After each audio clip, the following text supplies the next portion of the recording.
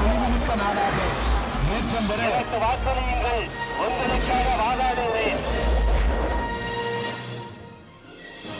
வணக்கம். நாட்டின் மிகப்பெரிய ஜனநாயக திருவிழாவான பொதுத் தேர்தல் இம்மாதம் நடைபெறவுள்ளது. வாக்கு சேகரிப்புக்காக தலைவர்களும் வேட்பாளர்களும் களத்தில் தீவிர பரப்புரையில் ஈடுபட்டிருக்கிறார்கள். இந்த நேரத்தில் தொகுதி மக்களுக்கு வேட்பாளர்களை அறிமுகப்படுத்தி வருகிறது புதிய தலைமுறை. உங்கள் தொகுதி உங்கள் வேட்பாளர் நிகழ்ச்சியில் இதுவரை 24 மக்களவை தொகுதிகளின் வேட்பாளர்களை பார்த்திருக்கிறோம். இன்று மேலும் 4 மக்களவை தொகுதிகளில் கட்சிகள் களமிறக்கியிருக்கிற வேட்பாளர்களை பார்க்கலாம். நெல்லை, நீலகிரி, மயிலாடுதுறை, நாமக்கல் ஆகிய தொகுதிகளில் போட்டியிடும் வேட்பாளர்களை இன்று நாம் அறியலாம். மயிலாடுதுறை மக்களவை தொகுதியின் மொத்த வாக்காளர்கள் 13,24,213 பேர். இவர்களில் ஆண் வாக்காளர்கள் 6,67,166 பேர், பெண் வாக்காளர்கள் 6,57,046 பேர், பிறர் ஒருவர். இத்தொகுதியில் நாகை மாவட்டத்தின் சீர்காழி, மயிலாடுதுறை, பூம்புகார் சட்டப்பேரவை தொகுதிகளும் தஞ்சையின் திருவிடைமருதூர், கும்பகோணம், பாபநாசம் பேரவை தொகுதிகளும் இடம்பெற்றிருக்கின்றன. இத்தொகுதிகள் எந்த கட்சிகள் வசம் உள்ளன என்று பார்க்கலாம். சீர்காழி, பூம்புகார், பாபநாசம் தொகுதிகள் அதிமுக வசம் உள்ளன. திருவிடைமருதூர், கும்பகோணம் தொகுதிகள் திமுகவிடமும் மயிலாடுதுறை தேமுதிகவிடமும் இருக்கின்றன. இத்தொகுதியின் தற்போதைய எம்பியாக அதிமுகவைச் சேர்ந்த OS மணியன் இருக்கிறார்.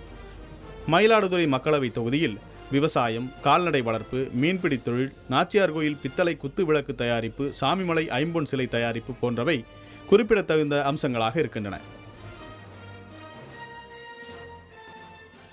மயிலாடுதுறையை தனி மாவட்டமாக அறிவிக்க வேண்டும் என்பன உள்ளிட்ட கோரிக்கைகள் மயிலாடுதுறை தொகுதி வாக்காளர்களிடம் இருக்கின்றன.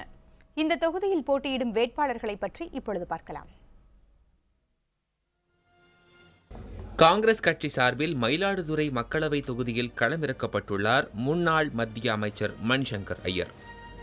1969ஆம் ஆண்டில் மத்திய அரசின் வெளியுறவுத்துறை பொருளாதார சிறப்பு ஆலோசகராகவும் 1971ஆம் ஆண்டில் வங்கதேச நாட்டின் சிறப்பு பொருளாதார நிபுணராகவும் இவர் பணியாற்றினார். 1989ஆம் ஆண்டில் அரசு பணியில் இருந்து விலகி மணிசங்கர் ஐயர் அரசியல் களத்தில் இறங்கினார். 3 முறை மயிலாடுதுறை தொகுதியில் இருந்து மக்களவைக்கு தேர்வு செய்யப்பட்டார்.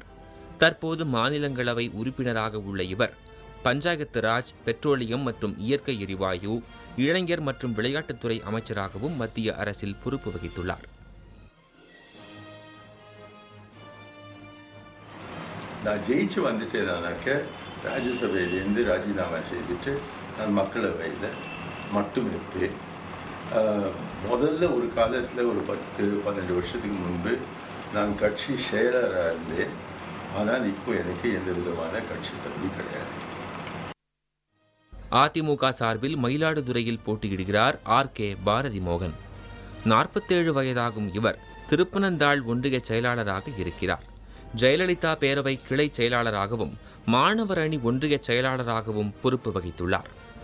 2006ஆம் ஆண்டு முதல் 2011ஆம் ஆண்டு வரை திருவிடை மருதூர் சட்டப்பேரவை உறுப்பினராகவும் பொறுப்பு வகித்துள்ளார்.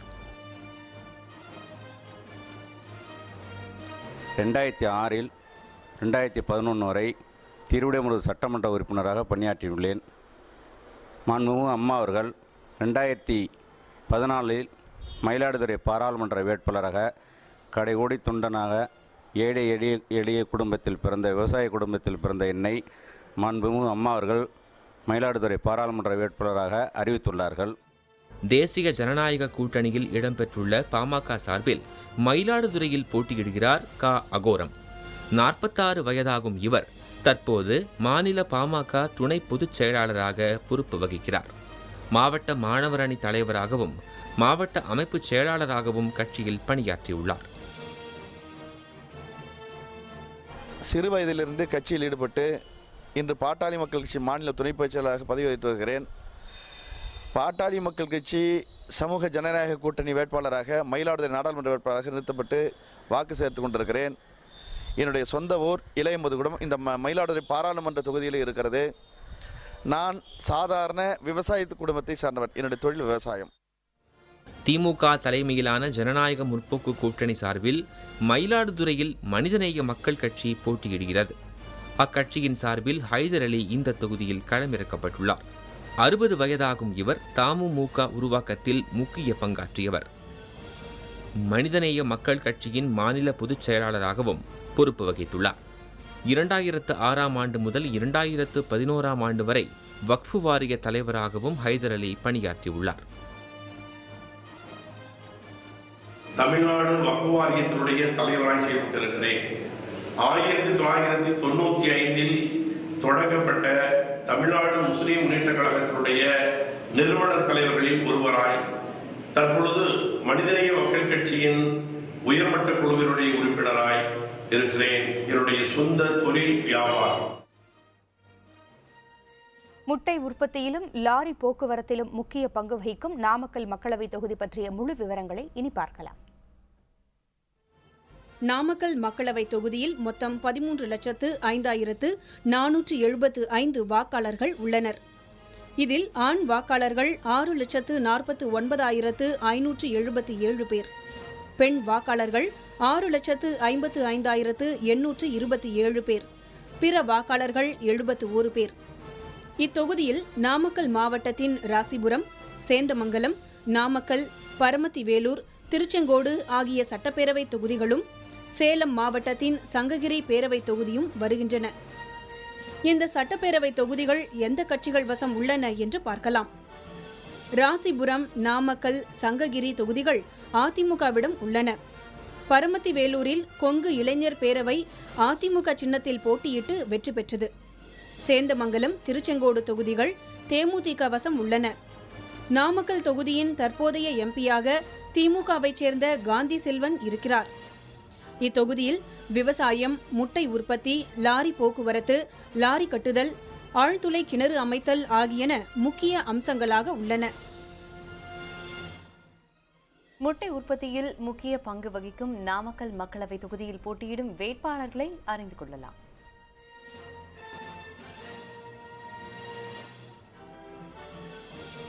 நாமக்கல் மக்களவை தொகுதியில் திமுக சார்பில் மீண்டும் களமிறக்கப்பட்டுள்ளார் தற்போதைய எம்பியான காந்தி செல்வன்.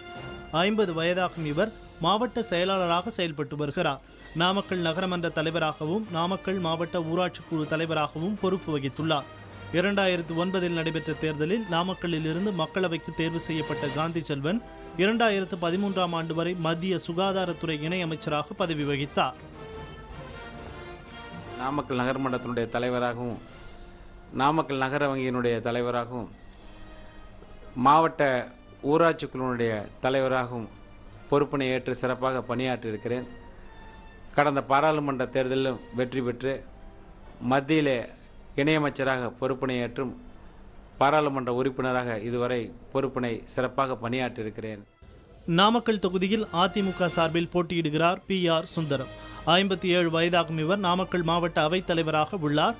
மாவட்ட செயலாளராகவும் கட்சியில் பதவி வகித்துள்ளார். விவசாயம் மற்றும் ஜவ்வரிசி தொழில் செய்து வரும் சுந்தரம் 1996ஆம் ஆண்டு முதல் 2006ஆம் ஆண்டு வரை ராசிபுரம் சட்டப்பேரவை உறுப்பினராகவும் பொறுப்பு வகித்துள்ளார். தேசிய ஜனநாயக கூட்டணியில் இடம்பெற்றுள்ள தேமுதிகவிற்கு நாமக்கல் தொகுதி வழங்கப்பட்டுள்ளது. அக்கட்சியின் சார்பில் SK வேல் இந்த தொகுதியில் போட்டியிடுகிறார்.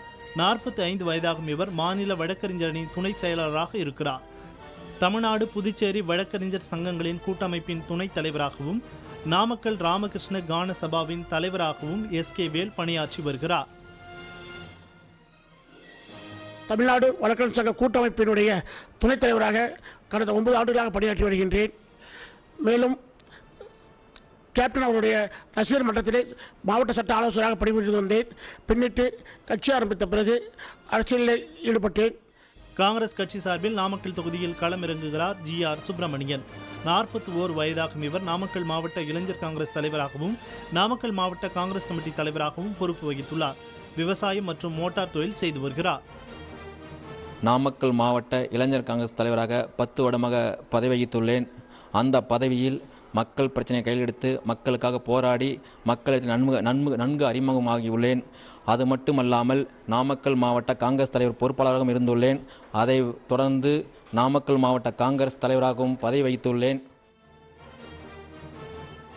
ஒவ்வொரு தொகுதியிலும் போட்டியிடும் வேட்பாளர்களை உங்கள் தொகுதி உங்கள் வேட்பாளர் நிகழ்ச்சியில் பார்த்து வருகிறோம். மேலும் 2 தொகுதிகளின் வேட்பாளர்கள் யார் என்பதை பார்க்கலாம் சிறிய இடைவெளிக்கு பிறகு.